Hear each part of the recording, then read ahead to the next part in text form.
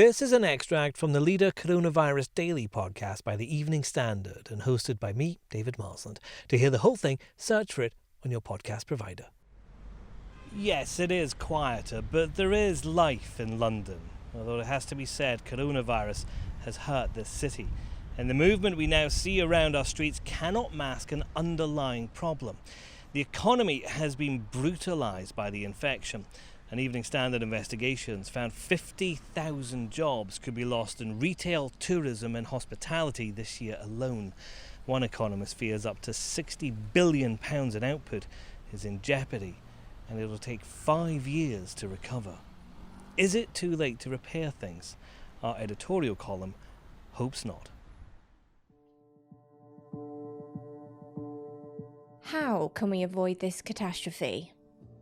We need clear leadership, a strong plan and determination to get London going again, quickly and safely. But the response from national and city leaders so far has been confused and weak. One of the best cities on the planet is being scarred deeply by political indecision. We need answers to simple questions that cities elsewhere are solving. Is it safe to eat in a restaurant, come into an office or use the tube? And what about face masks? Of course, in all this, we need to stop a second wave of the virus. Life cannot return soon to what used to seem normal. We are so lucky to live in, work in, and enjoy one of the most creative, diverse, and exciting cities that has ever existed. We know it will get through this. Let's start London's revival now. The Evening Standard's consumer business editor Jonathan Prynn led the investigation, which you can read in the newspaper and online at standard.co.uk. Jonathan, how close is London to true economic meltdown? I think worryingly close. We're now well into July, mid-July. There's absolutely no sign of what you'd normally call the sort of peak summer season getting off at all. I mean, the figures from Heathrow today, we saw that passenger numbers are still 95% down on last year. There are just the normal throngs of Europeans, Americans, Chinese tourists that you'd be expecting to be, crowding the pavements and queuing for the attractions and filling up all the bookings in restaurants and so on. They're just not there. We normally get 6 million tourists over the summer months in London. We'll get a tiny, tiny fraction of that. On top of that, the commuters who feed literally or are fed by the lunchtime, what they call the lunchtime economy, the cafes, the pret a manger's, and then go on to drink in the evenings in the pubs and bars and so on.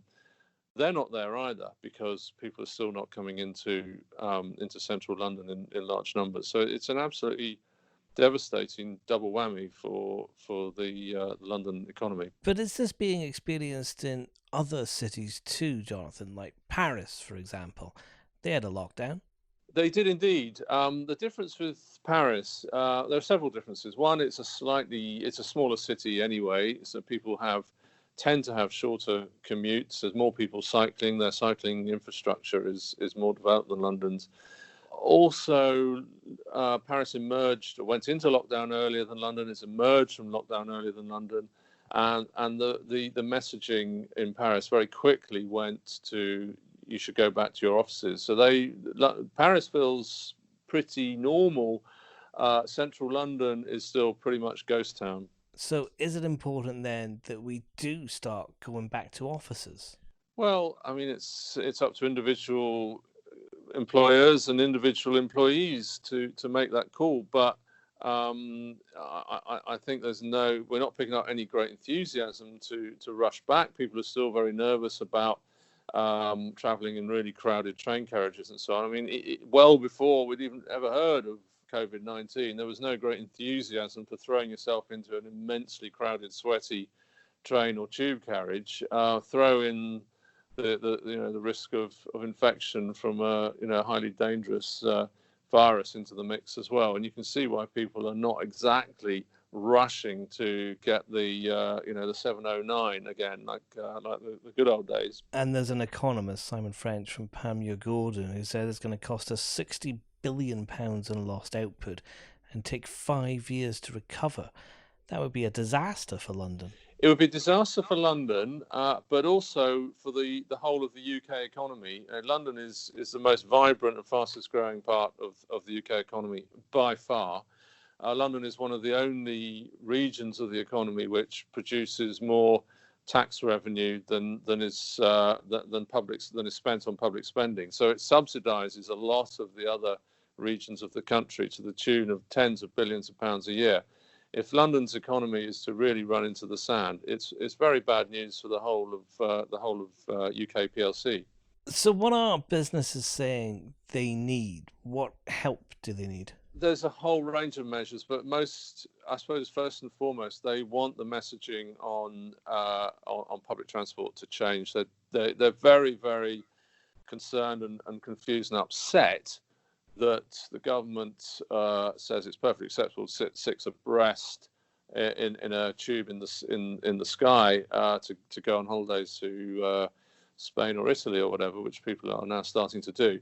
But it's still dangerous, or it's still not advised to sit on a train or an underground carriage. I think they're very upset about that. They want a very muscular campaign to promote Central London, which they feel is being, the message has been rather lost, that Central London has been rather cut off.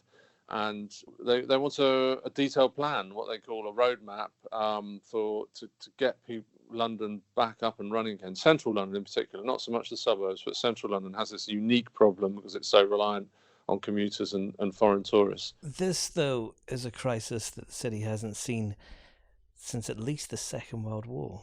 I don't think there's any doubt that London's had its ups and downs over the post-war period, but this potentially has the scope to inflict more damage on Central London, which is an amazing, thriving economy, but has just lost maybe 3/4 of its customer base overnight. And I mean, that is a totally unprecedented situation and totally unique to Central London. Search for the Leader Coronavirus Daily on any podcast provider to hear more from the podcast.